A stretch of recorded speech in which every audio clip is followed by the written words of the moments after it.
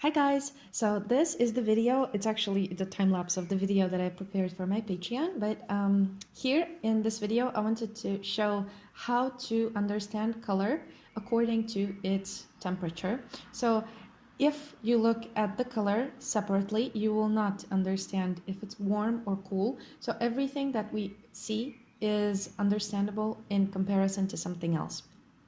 And for this video, I prepared a sheet of Canson Mouton paper and I created the circle that consists of 12 parts. If you have the Itten's color wheel, that's amazing. You can create also Itten's color wheel first and then try to create something similar to mine. So in this, basically, we will divide the central part of the color wheel into 6 parts, so 3 primary and 3 secondary colors, and then we will be adding the cool and warm of each of these colors, and only by comparison you can understand which color is which. So if the red is warm or the red is cool.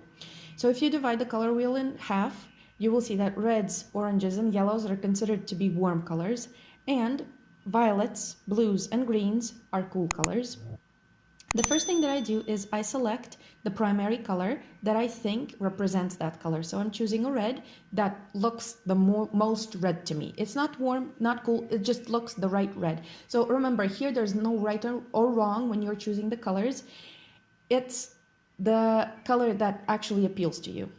It does have to be the spectral color, so no grays or blacks or whites mixed into it. It has to be the saturated version of that color for this color wheel to actually work. Because otherwise you will not see the difference as clearly if you have some grays mixed into it.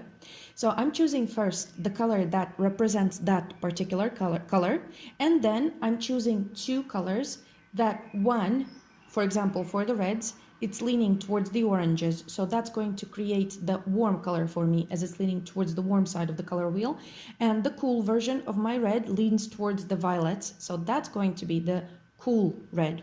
And I do the same thing for every sector. So first I choose, as for example for oranges, first I choose the color that represents that true color for myself, and then I choose 2 colors that one leans more towards the yellows and the other one leans more towards the reds. So why is it important to have this color wheel and to understand this color wheel? When you're mixing color and pastel, it's very important to move through the color on the color wheel. So if we were to mix red and orange, we just mix red and orange, right? Yeah, but there's another separate thing, and there's actually a second part to this video that is only on my Patreon, where I talk about the tones slightly, but let's just talk about how to mix the colors in theory, right?